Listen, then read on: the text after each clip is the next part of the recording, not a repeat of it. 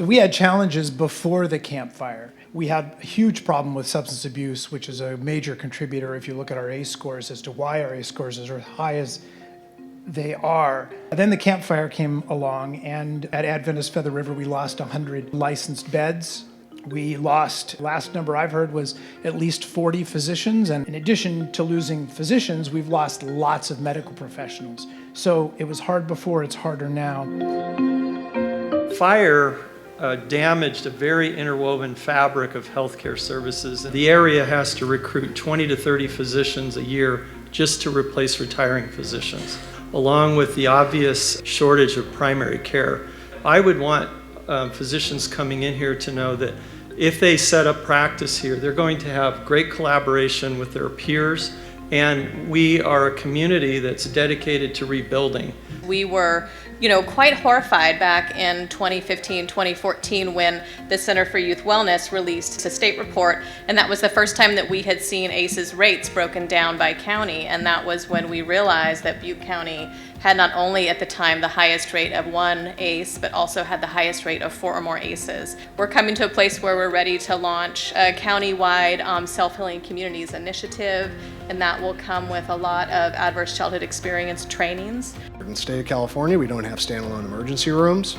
And I can say, as of Friday evening, when the bill finally passed, it had 0 no votes, there was no opposition, every aspect of the medical community was in support. And at the very least, we are going to, within the next couple of years, you are going to have some semblance of an acute care facility back up and running in Paradise in a short time.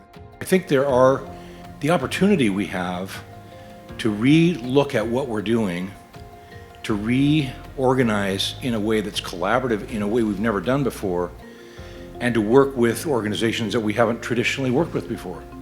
It has been the single most effective application, I guess I will call it, telemedicine initiative of anything I've seen over the last 10 years.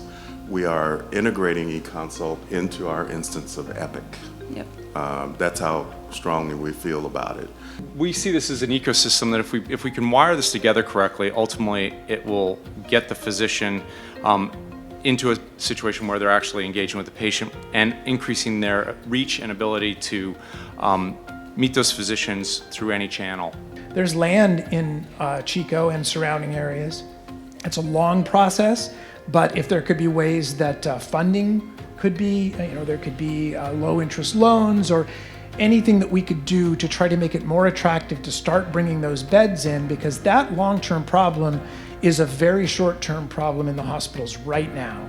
I think we need to continue to work to have a choice as a county and with our fellow counties in which managed Medi-Cal model we are afforded, because that affects the care that we can provide greatly and in ways that I can't go into right now. And we've been working for that for years, and we'll continue to work for that. And the last thing I'd just say is to continue to work with AMPLA, Adventist, the tribal organizations to try to see if we can expand capacity, working with those organizations that have a long-term commitment and will be here for years to come, trying to increase the folks they can see. And I can tell you that Paradise was such a beautiful place to live. We had doctors living there. We had a lot of healthcare providers, professors. This was a beautiful bedroom community, and it is our goal to build it back better than before.